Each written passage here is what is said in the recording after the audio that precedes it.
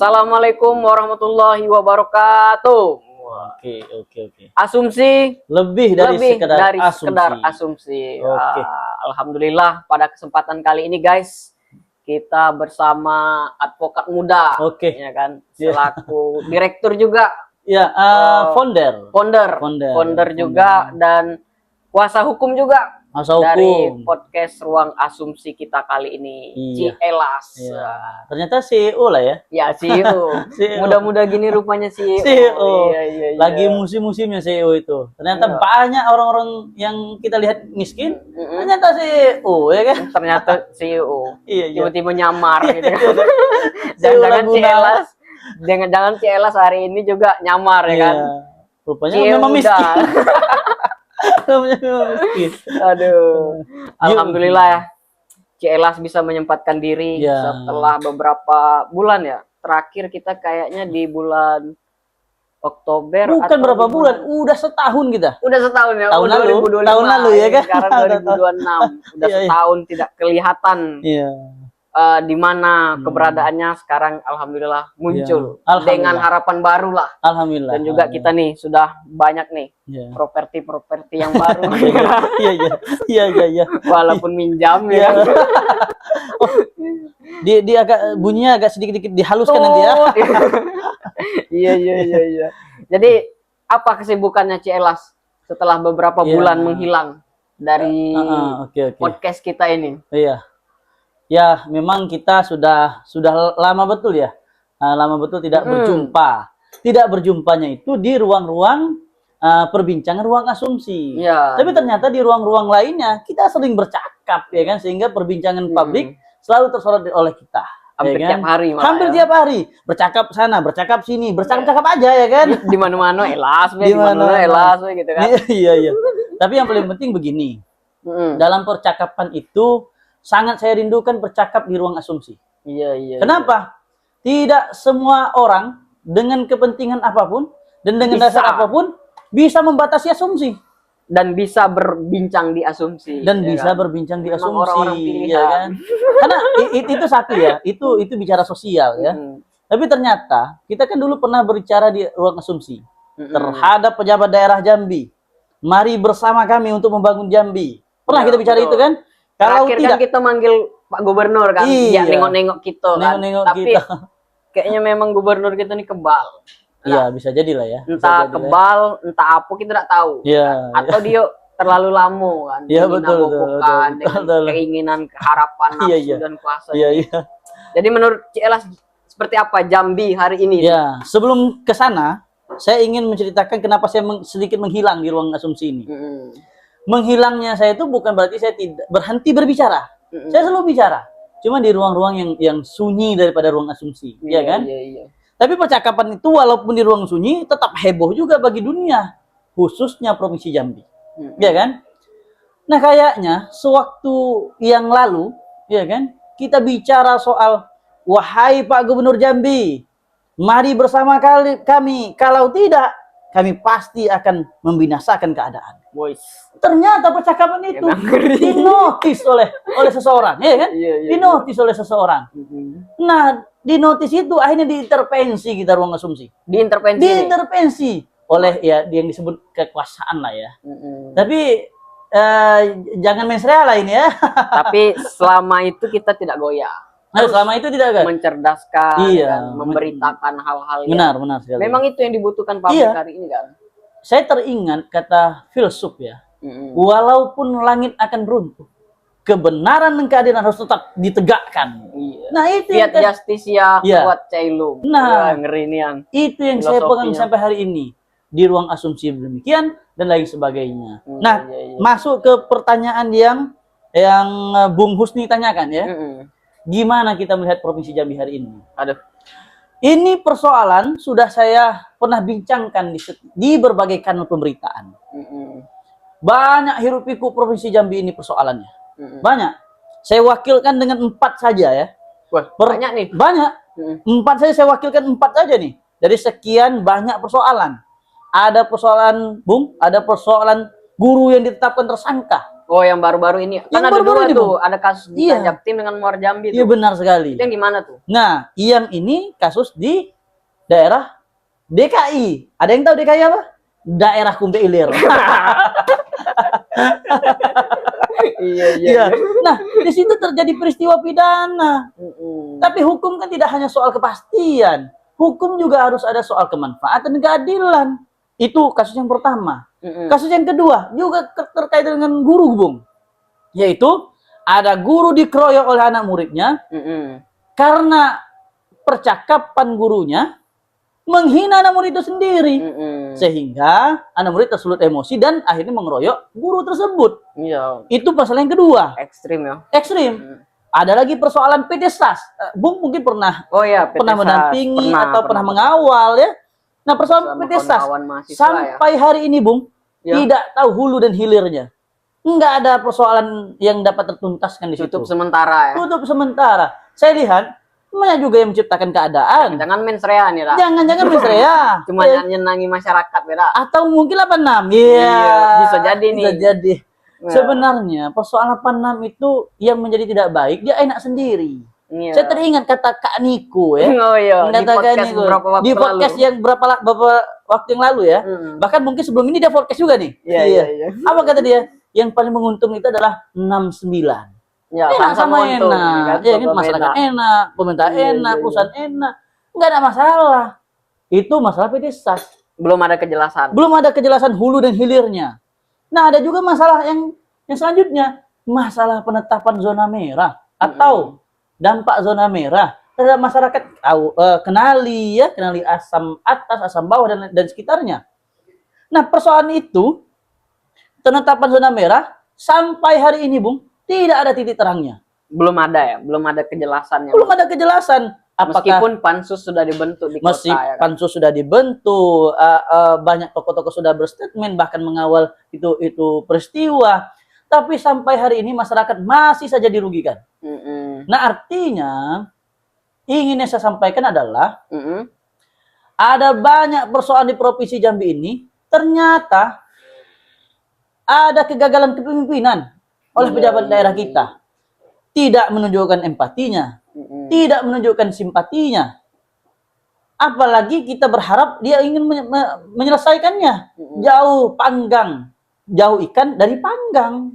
Iya kan? Jadi gimana? Selaku kepala daerah kita ini kemana nih? Jadi begini. Masa ya yang menjadi ironis kita sekaligus memalukan. Pejabat daerah provinsi lain yang menunjukkan empatinya, menunjukkan simpatinya untuk menyelesaikan persoalan yang 4 tadi. Kemana kepala daerah yang lain? Ya kemana kepala daerah yang punya kewenangan, punya otoritas, iya kan?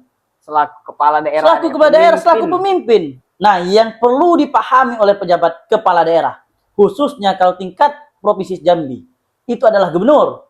Dan tingkat kedua adalah bupati dan wali kota. Kalian harus pastikan bahwa pemimpin pejabat daerah itu bukan hanya sekedar pemimpin yang bersifat seremonial. Iya, betul. Iya ya. Bukan cuma sebatas untuk memimpin. Bukan hanya sekedar memimpin. Figurnya aja yang bukan hanya sekedar figurnya, bukan untuk membuat kata sambutan, bukan untuk mengikat orang sebagai gelar adat, tapi jauh daripada itu filosofisnya. Jadi pemimpin masa buka tutup bayang tahu. Iya, buka tutup, datang undangan ke sini, makan nasi minyak banyak sekali. Pemimpin itu adalah mandat rakyat.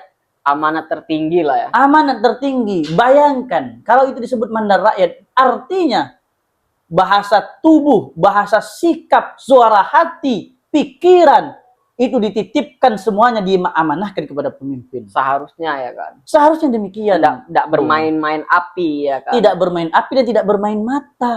Seharusnya ya.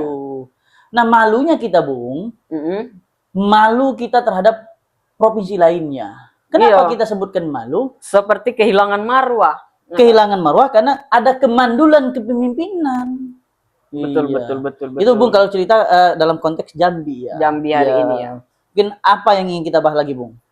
Tapi kan dari beberapa yang dijelaskan tadi 4 fenomena yang akhir-akhir ini kan memang begitulah wajah Jambi hari ini ya kan. Memang begitu. Prihatin kita. Dengan kepala daerahnya yang semena-mena, sewenang-wenangnya, tiba-tiba ada dana curan yang Kecurangan. belum jelas, Iya, yang siluman kemarin, ya, siluman ya. siluman itu kan. Iya, iya, iya. Nah, itu kan seperti apa ya Iya. kan? Mana Iya. legislatif Iya, berkuar-kuar.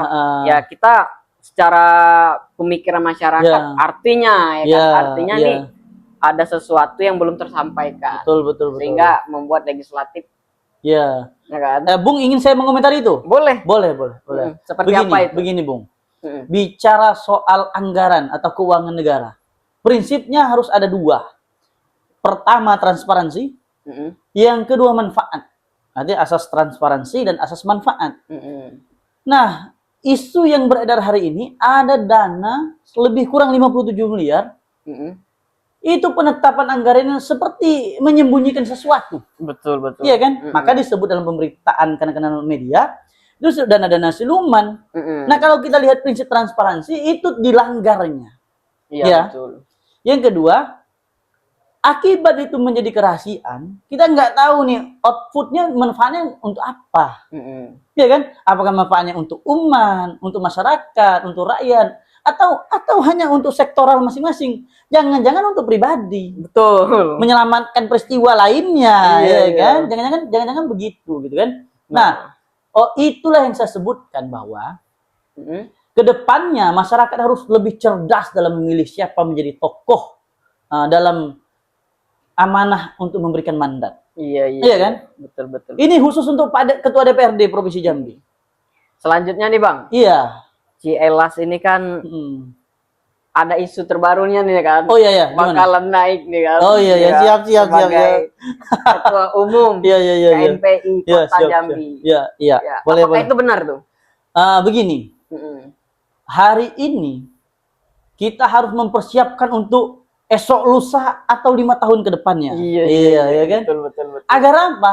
Agar keadaan kepemimpinan yang banyak penuh kekurangan yang kita rasakan hari ini, kita rasakan bagi masa depan kita sebagai pemuda. Harapannya sebagai pemuda dengan mencalonkan diri itu seperti apa? Harapan saya tidak lain tidak bukan bahwa yang pertama, mengembalikan pemuda dengan pemahaman yang beradat dan beradab. Mm-mm. Iya kan? Oleh karena beradat dan beradab, kita dapat menemukan peradaban. Iya, Iya kan? betul, betul. Bayangkan, Bung, Mm-mm. jika manusia pemuda Iya. tidak lagi beradat. Artinya tidak tahu tata Kehilangan krama, marwah, ya. kehilangan marwah, tidak tahu jati diri. Iya, Iya, apalagi fenomena yang di Jambi ini iya kan. lebih banyak. Banyak pemuda kita tuh kehilangan kultur. Kultur, Ya kan, kultur iya. budayanya sendiri Iya. sebagai seorang Jambi. Seperti kehilangan bajunya. Iya. Iya. Dan kita juga sering melihat fenomena anak-anak Jambi itu malu dengan daerahnya Daerahnya sendiri. masih. Ya kan? Iya. Apa sih yang ada di Jambi? Iya. Ya kan? Betul. Terus orangnya kubu, ya kan? Ya, Bisa dikatakan suku anak kubu, dalam ya katanya, suku anak suku anak dalam. Ah, Jambi kubu, Jambi. Nah, macam. itu Bung, itu yang ingin yang menjadi keresahan ingin saya. diangkat gitu ya. Yang ingin saya angkat. Kenapa? Dulu ingat Bung, waktu saya semester 3 ya, waktu saya menempuh pendidikan S1. Saya S1 di UIN Sultan Taha Saifuddin Jambi ya. Nah, saya pernah didelegasi sebagai peserta debat hukum di nasional. Itu saya ngumpul dengan anak-anak Jakarta. Lu dari mana katanya? Saya jawab, saya dari Jambi. Nah, di perkumpulan itu malah ada beberapa rekan saya, teman saya dari luar, daerah luar, nggak tahu Jambi itu di mana. Ya, ada yang bilang Jambi itu di Kalimantan. Ada yang bilang Jambi itu Kalimantan, ada yang bilang Jambi itu Palembang, ada yang bilang Jambi itu Medan. Banyak yang bilang demikian. Iya. Artinya dia tidak tahu Jambi itu keberadaan di mana, gitu kan? Yang dia tahu Jambi itu suku anak dalam. Iya. Kita tidak malu dengan suku anak dalam. Cuman kenapa harus mengingat itu begitu? Padahal kita punya sejarah yang panjang dengan kehebatan kerajaan Melayu Jambi, dengan kehebatan kesultanan, dengan kehebatan orang-orang ahli agama dan lain sebagainya. Nah, artinya kenapa saya ingin Komite Nasional Pemuda Indonesia itu dipimpin oleh pemuda yang beradab dan beradat. Maksud saya begitu. Sehingga kita bisa menata peradaban yang tidak lari daripada kultur kita dengan intelektual yang memang mampu bersaing baik taraf nasional dan internasional. Iya. Begitu, Bung. Nah, selaku pemuda nih, Cik Las, kira-kira apa yang ingin dikontribusikan kepada Provinsi Jambi? Kalau yang ingin saya kontribusikan itu ya sama tadi. Adat dan adab itu, Bung, meliput berbagai hal. Mm-mm. Adab dan adat meliput tentang sosial. Adab dan adat meliput tentang pendidikan dan tentang kewirausahaan. Nah, artinya saya ingin berkontribusi bagi Provinsi Jambi ini, bagaimana pemuda kita tidak canggung bersosialisasi, Iya, iya, iya. memiliki mobilisasi dan relasi yang luar biasa, Yang besar lah ya. yang besar. Kemudian tidak canggung untuk bermimpi besar mendapatkan pendidikan yang luar biasa. Iya, iya. Harus juga mampu membuat terobosan bagaimana berwirausaha mandiri. Jadi anak-anak muda jangan terpaku lah selesai kuliah mau jadi PNS, selesai kuliah mau jadi PNS. Nah, kapan mau jadi inisiator? Betul, betul. Nah, kalau semuanya pemuda-pemuda kita jadi PNS, siapa yang mau berwirausaha? Iya, iya. Artinya kalau itu jadi mindset mutlak bagi para pemuda, Mm-mm. maka negara Indonesia mengalami kegagalan peradaban. Tapi mencalonkan diri sebagai ketum KNPI tidak ada mens rea ya. Enggak ada mens rea, enggak ada mens rea. Maka kita akan lebih tajam lagi, lebih kritis lagi sebagai mitra nanti strategis pemerintah dan masyarakat untuk memberikan ruang pemikiran dan ruang kontribusi yang lebih mantap. Oh, Bukan Jambi mantap. Iya, iya. Nah, Ya. kita melihat ini nih, kalau mungkin kita bilang sepakat atau setuju, mungkin setuju lah ya. Ya. Jelas kalau peran pemuda itu sangat penting. Ya, penting. Pemuda itu sangat penting. Sejauh ini Cielas melihat peran pemuda di Jambi itu seperti apa? Ya, begini. Nah, saya ingin ungkapkan satu Seloko Jambi ya, Seloko Iya, iya. Jambi. Rame kampung kano yang mudo, elok kampung kano yang tuo. Nah, artinya kampung itu tidak ada bentuk keramaian kalau pemudanya tidak mampu membuat satu terobosan. Jadi kampung itu akan ramai dipandang orang, akan hidup sosialnya, karena pemudanya mampu berbuat. Nah, hari ini saya lihat pemuda berbuat, cuman hanya kaku dalam konteks narasi. Iya, betul. Kalau beretorika hebat sekali, kalau memberikan narasi panjang sekali, tapi Ngomong yang buruk, Be ya. ngomong yang buruk aja ya kan. Tapi kalau bicara implementasi, Nol ya, minim. nol. Nah, hari ini coba pemuda memberikan kontribusi itu Minimal yang kreatif ya. minimal kreatif yang menyatakan dirinya adalah aktivis. Pastikan bahwa Anda sebagai seorang aktivis memang pernah melebur bersama rakyat. Iya. Tidur, mengetahui pikirannya, dan tahu apa yang disebut dengan emosionalnya. Iya, betul. Nah, kalau aktivis pemuda sudah demikian, tidak sibuk urusan politik saja, maka sinergitas pemuda untuk membangun negeri akan tumbuh peradaban yang lebih maju ke depan. Iya, Gitu. betul. Ini kita cita kepemudaan ya. Memang ngeri, Cielas. Iya. Setelah beberapa bulan menghilang ternyata Menghilang, makin tajam. Ya ternyata CEO lagi tadi ya. Iya. Aduh, udah berapa menit nih kita? Banyak yang ingin kita bincangkan. Sebenarnya ya kan. Ya. Tapi kalau kita selesaikan, ya apa kerja yang lain? Iya. Kira-kira apa nih hal yang terakhir lah untuk disampaikan di ruang asumsi ini ke depannya? Boleh. Karena saya ini adalah seorang praktisi hukum, ya kan? Saya ingin menyimpulkan percakapan ini dengan beberapa pandangan lah ya. Yang pertama, pandangan tentang percakapan di awal. Jambi ini, menurut saya ya, sepengetahuan saya betul masih dalam kategori jauh dalam peradaban yang lebih maju. Betul, yang dibilang maju lah ya. Maju lah ya. Tapi kita jangan putus harapan untuk mendapatkan peradaban yang lebih baik dan maju ya. Jadi kemajuan itu ditopang dengan infrastruktur dan SDM-nya. Oh, SDM. SDM-nya. Jadi begini. Apa guna kita mempunyai infrastruktur yang tinggi, yang bagus lah ya.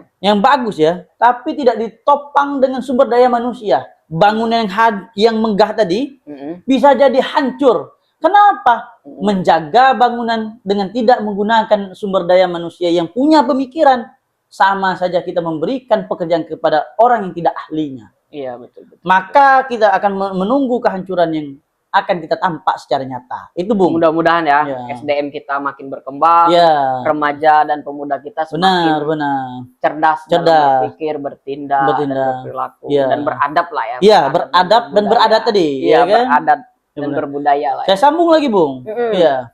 Kemudian saya ingin sampaikan khusus ini kepada pemimpin daerah. Catat.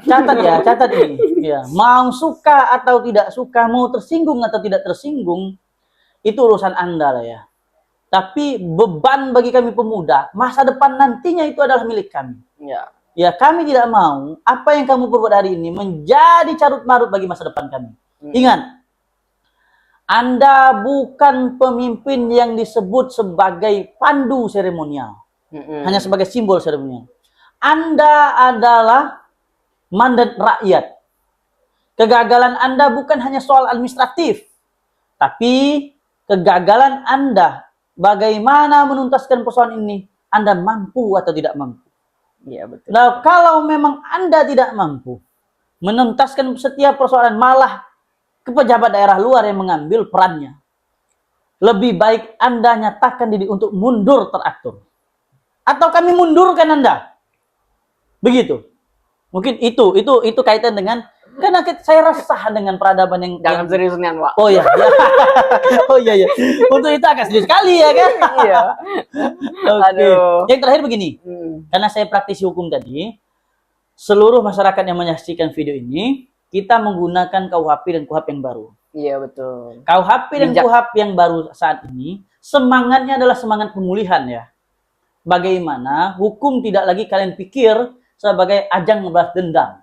Kalau semangat yang dulu KUHP dan KUHP-nya adalah semangat pemidanaan. Karena pemikiran kolonialisme. Bayangkan penjajah berpikir bahwa hukum itu untuk alat balas dendam atau alat efek jerah. Nah, hari ini hukum sudah lebih maju. Alhamdulillah ya. Ya, termasuk yang memberikan apresiasi ya. Cuman kalian harus pahami secara betul bahwa bukan memberikan efek baik bagi terdakwa, ini KUHP atau KUHP. Tapi pelaku atau orang yang ditetapkan tersangka itu kalau melakukan lagi nanti tindak pidana tetap di penjara. Tapi yang pertama itu mindsetnya adalah bagaimana peristiwa hukum itu dipulihkan kembali sehingga ada win-win solusi bagi para pihak yang bermasalah secara hukum.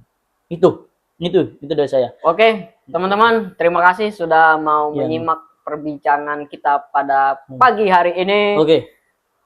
Asumsi Lebih dari sekedar asumsi. Wassalamualaikum warahmatullahi wabarakatuh. Oke.